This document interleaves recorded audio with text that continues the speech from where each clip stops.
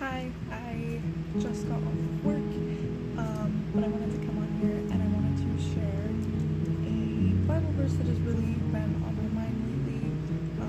Something that I really struggle with is I keep going back to certain situations, certain people, places that I know aren't good for me, and so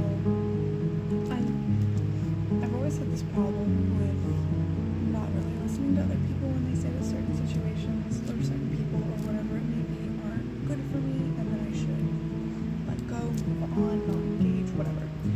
So one of the biggest problems I have is letting go and moving on, and so I felt really called to this verse, and I really wanted to share that with you guys and some of the notes that I took from my little Bible study. So Proverbs 26:11. Like a dog that returns to its vomit is a fool who repeats his folly. So in the Bible, a fool is someone who sees nothing wrong with his behavior and who thinks that he knows better and he's better than everybody else. So in this case, it's talking about when you know there's going to be negative consequences to your actions, but you still continue to go back.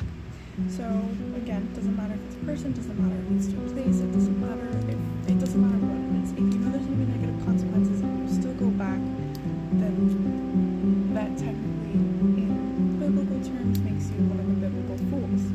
So this verse is referenced again later in 2 Peter 2:22. It has happened to them according to the true proverb: a dog returns to its own vomit, and a sow after washing returns to wallowing in the mire.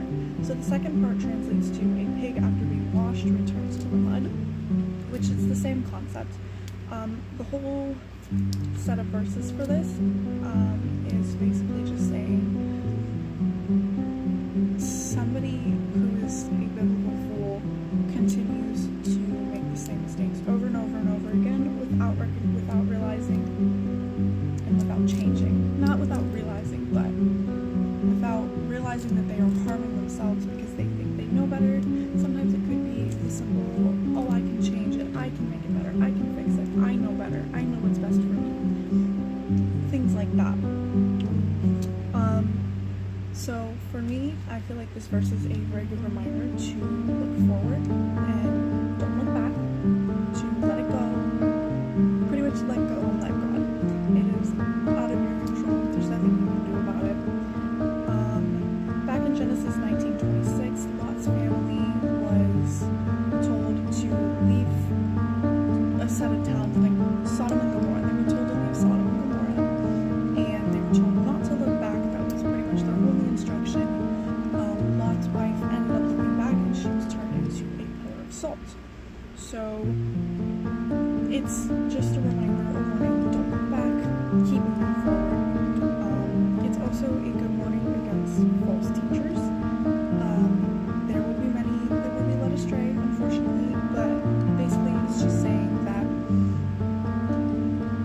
be careful, use discernment, use what you know about God and the Bible, and don't let people turn you back to your old habits.